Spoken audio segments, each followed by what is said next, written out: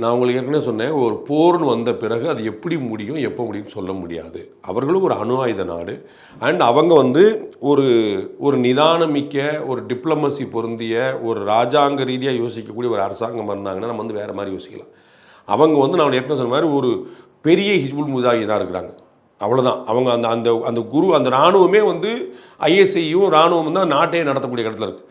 இதற்கு முன்னாடி பரவாயில்லாதுன்னு சொல்லக்கூடிய அரசியல்வாதிகள் 2 தலைவர் தான் அங்கே இருந்தாங்க. பெனசீர் பூட்டோ, நவாஸ் ஷெரீப். அவங்க 2 பேர் தான் அரசியல்வாதிகள்லாம் கொஞ்சம் பலம் பொருந்திலாம் இருந்தாங்க.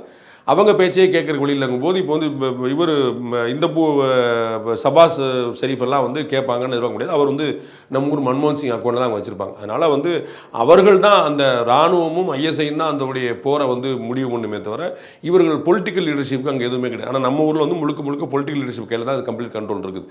அதனால் நம்மகிட்ட ஒரு டிப்ளமசியாக அண்ட் டிப்ளமேட்டிக்காக அண்டு ஒரு ட்ரிக்கியான ஒரு வார் நம்ம எதிர்பார்க்கலாம். ஏன்னா நம்ம அவங்களுக்கான வாய்ப்பு கொடுக்குறோம், நமக்கான வாய்ப்பு 2 பேரும் நம்ம ராணுவ தளபதிகளும் நம்மளும் பேசி புரிஞ்சுக்கிறோம். நம்ம அங்கே கூட அவங்க நினச்சது தான் செஞ்சால் அதோடைய சைடு எஃபெக்ட் அதோடைய பின்னாடி விளைவுனெல்லாம் அவங்க யோசிக்க மாட்டாங்க. அந்த மாதிரி அதனால் ஒரு கொரில்லா குரூப்பிட்ட ஒரு ஒட்டுமொத்தமான வார் ஃபுட்ஸ் எல்லாம் இருந்துச்சுன்னா என்ன செய்யறதுங்கிறதா நம்ம பார்க்க வேண்டியது. அதனால் அவன் ஒரு பச்சாதானம்லாம் நம்ம யாரும் இறங்க முடியாது. அப்படி இறங்குறது புத்திசாலித்தனமே அல்ல. அது நம்முடைய வலிமை தெரியணும், அவருடைய வலிமை தெரியணும். எதையுமே அண்டர்ஸ்டிமேட் பண்ணக்கூடாது, நிதானமாக தான் பண்ணணும். Presta Premium Women's Wear. Let your body love it.